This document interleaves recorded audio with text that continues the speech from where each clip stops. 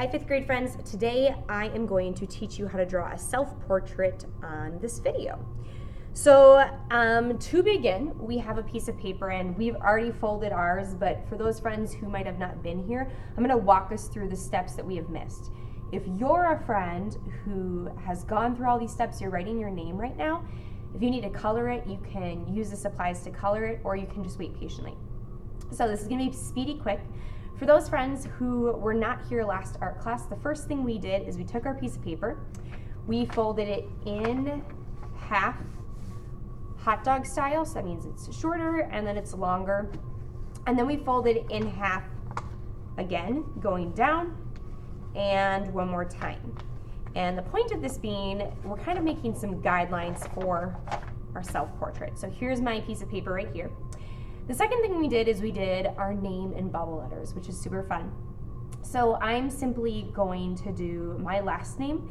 If you have a very long name, you might want to do a nickname or find a way to shorten your name, or you'll just need to use really small letters.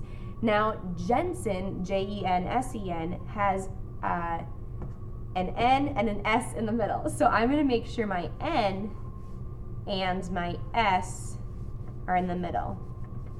And then I'll do my other letters. I'm going to start off by just doing some capital letters, and I want to do those somewhat lightly. I'm putting some pressure down on it so you friends can see through the video. Once you're done writing those letters, then you're going to bubble them. I bubble them by simply going around the letters and making them bigger. Now I have some graffiti handouts, and I know some of you guys are using those. You guys can continue using those to finish your letters. So I'm gonna go around. The S is probably one of the harder ones. And E. And N. N is also a tricky one for a lot of people. Okay, so once I have those down, I would erase the big or the capital letters on the inside and just leave that bubble letter. And then you guys were coloring them however you chose. I said to do two-tone.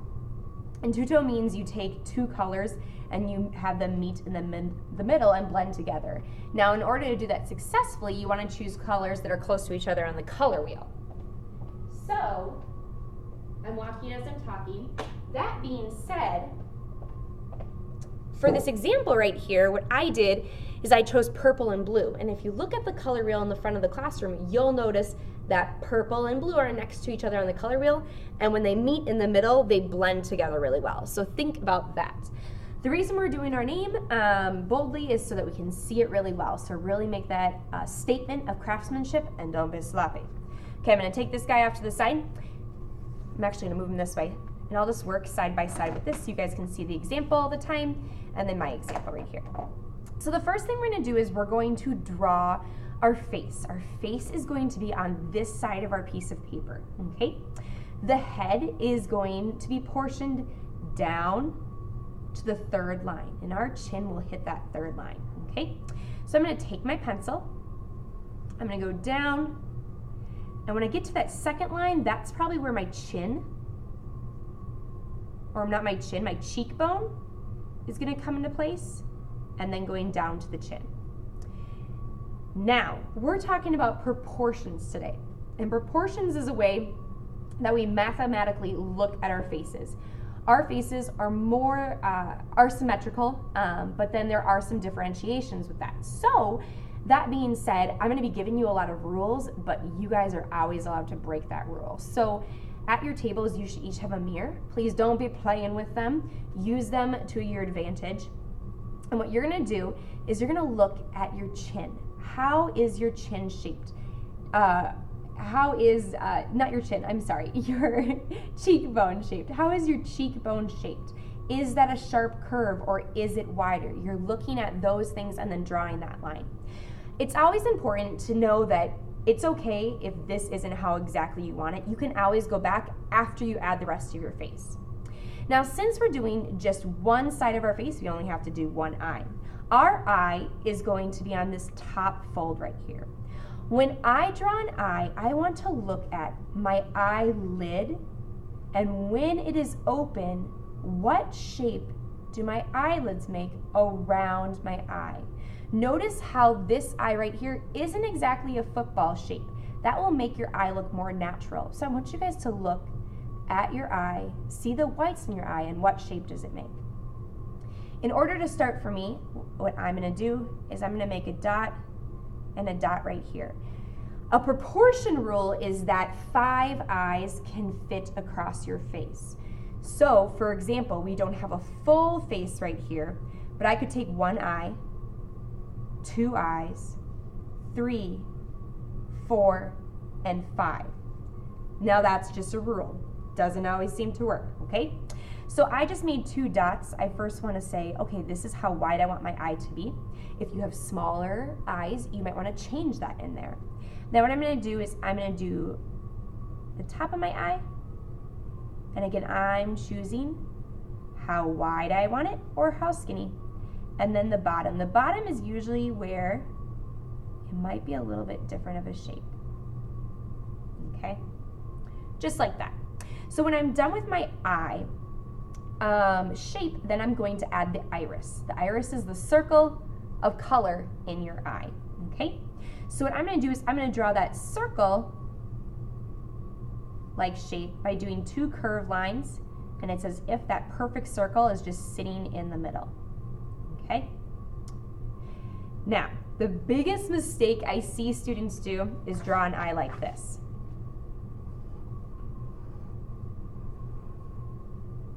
If you look at yourself in the mirror right now, you'll notice that your eyelid covers up part of your iris. So you're not seeing the whole circle of your iris. If you draw your eye like this, it's gonna look a little freaky, okay?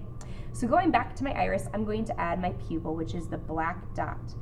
We're making our self-portraits a little cartoon-like, and so that being said, I am going to make a circle for my pupil, but I'm leaving it a little bit open, and I'm gonna sneak a little circle in there, and that circle is going to be the reflection in my eye. When you are in a room with any bit of light, the light will hit your eye and create that reflection in it. Many of you probably have seen those in cartoons. Some cartoon artists, they like to have 2 little circles of white. If you want to do 1, 2, if you don't even want to do it, you don't have to. The next thing I like to do when I'm doing a self-portrait is my eyelid line. So you'll notice when you have your eyes open, there's an eyelid line crease right above your eye. So right where you have your eyelashes, right above that, it creases because your eye kind of folds into your head a little bit, right?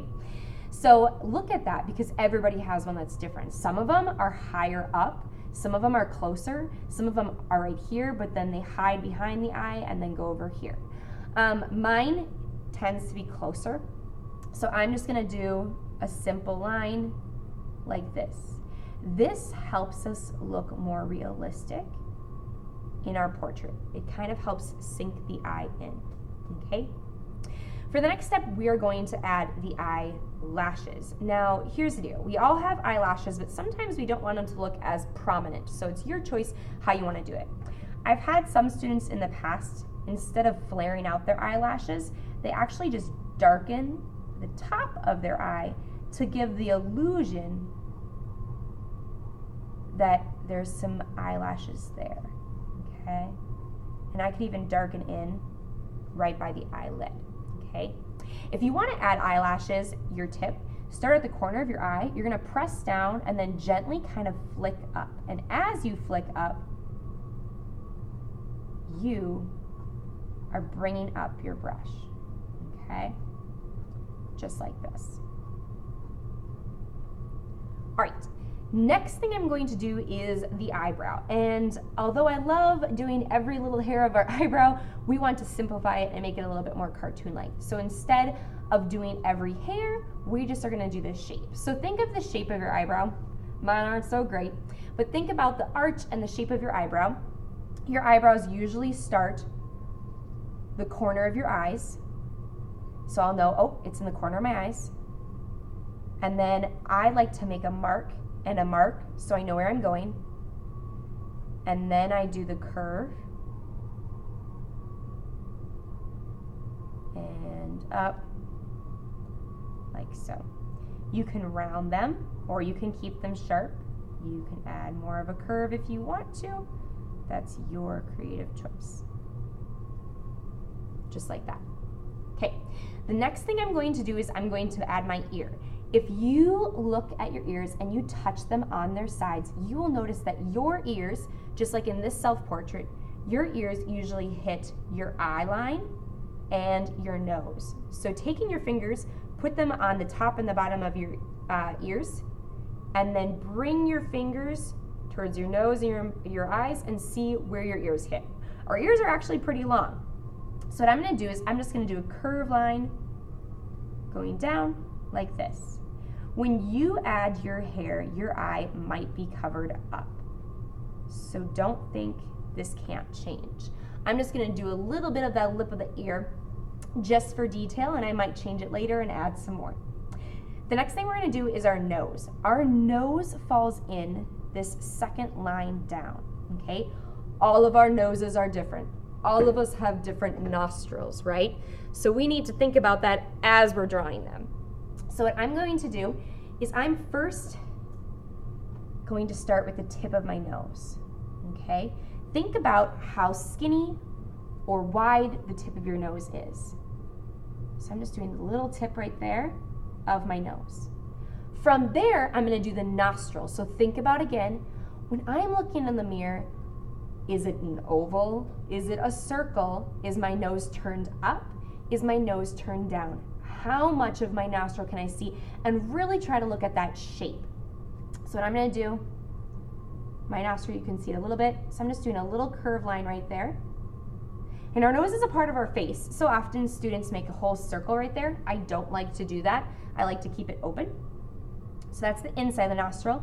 And then the flare of the nostril, think about how wide it is in comparison to your eyes. So think about your eyes. You can even use your pencil and put it up to your face and see where your eyes meet. So the corner of your eye and where your nose meets. If my corner of my eye and my nose, the nostril flare, meet right there, okay? So then for your nose, if you have a prominent bridge of your nose, you might want to draw that in, and that's totally okay if you do that. On this example, I didn't draw that in, but it's your creative choice, okay? All right, so the mouth. What we're gonna do, that little U shape in your mouth is the first thing we're gonna draw, but remember, we're only doing half of the face, so you can't really see it. So looking in the mirror, you'll notice you have a little U shape. See in this example? There's part of that U shape. So I'm gonna go down. My mouth is gonna fall between my nose and the chin, okay? So then I'm gonna go in, I'm gonna go up, and then I'm gonna go down. Now, here's the thing I don't love. Some people say that the outside of your mouth, so the outer part of your mouth, meets in the middle of your eye. Yeah, mine does. Some of you might have a little bit smaller mouths or wider mouths.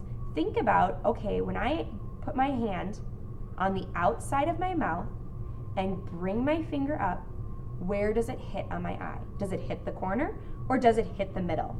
Mine hits the middle of my eye, which means my mouth needs to go out this far. I'm gonna do a mouth that is closed, but you'll see in this example, I did one that's somewhat open. For the teeth, I like to simplify and just leave a white space, and that gives the illusion that there's teeth there. However, if you would like to draw teeth in, you may definitely do so. So with my mouth, usually your upper lip is a little bit smaller.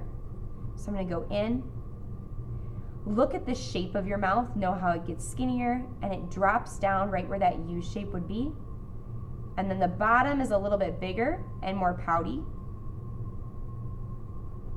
like so, okay? Now I know I'm drawing a female version, but a male version is quite similar. And if you do look at all shapes on your face, you'll really be able to get those characteristics in. The next thing I'm gonna do is I'm gonna do my neck. If you feel your neck right now, you'll notice your neck is really close to those cheekbones right there. So my neck would actually start right about here. From there, if I have a lot of space, that means that I can bring my neck down and add a shirt if I want to. So I'm gonna bring it down to here, and it's starting to bow out to my shoulders. I don't have to put the shoulders in, but if I want to, I can. Think about how wide your shoulders are. My shoulders would actually go off the page. So I'm gonna just have it kind of fade out. And then I'm gonna simply add a shirt line. Like so. Okay, next thing is hair. And this is a tricky thing. This is one of the reasons I don't love this self-portrait project, is because you don't have a lot of room to play with the hair. But I'm gonna give you guys a few tips, okay? So what you wanna do is you wanna look at the texture of your hair, but you don't wanna draw every piece of your hair. Look at this example right here, how I only drew a few lines in there, and then when we go into color, that's when we can add that texture more in there, okay? So if you're a friend who has really tight curly hair or shorter hair, one thing you can think about is doing really curving curly lines. So I'm gonna start where my hairline is. Notice we all kind of have those sideburns at our heads. So that's kind of where our hair starts, right by our ears. So I'm just gonna do a wiggling line going up, and see how I'm kind of jiggling it? And then I'm gonna look on my face and see, comparing to my eyebrow and my hairline, how far are those two things away? And then I'll know kind of how far to go up, okay? If I have like long hair or maybe a ponytail, I'm gonna do kind of a ponytail thing. So a ponytail, my hair would still kind of be up a little bit here. So I'm gonna bring that down. That could just end, I could do a short haircut right there, so I could just stop right here. I'm gonna erase this line right here. So I'm gonna erase part of my head. I'm gonna change the yeah, that ear situation's going weird. I'm gonna change part of the ear, like that. And then maybe if I want a ponytail, you could really flaunt it if you want to. So I could go like this, and I want it to say it's a ponytail. I think this is looking a little bit more like hair. And see, I'm just doing those curving lines right there, kind of going down. Okay, that gets kind of the ponytail vibe. If you feel like it looks just more like hair, you can pull it over to this side, okay? So that's kind of a curly style. Again, notice how I didn't do that many lines. Simplicity is key, okay? So if I wanna do a wave, simple example, just slowly waving it through. For boys' hair, again, you really want to think about having it by the ear too. So for boy hair, like a side swoop, think about, okay, where would it be swooping down? To here. Maybe it's a little messy and goes into a few parts, and then I bring it down and then up like so. Okay, that could be an example of boy hair. Just like so. Okay, I talked for almost 20 minutes, so I'm gonna wrap us up.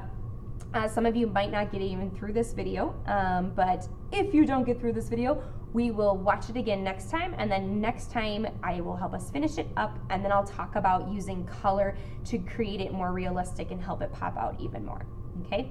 I hope you guys were really responsible and got a lot of work done today, and I can't wait to see you soon.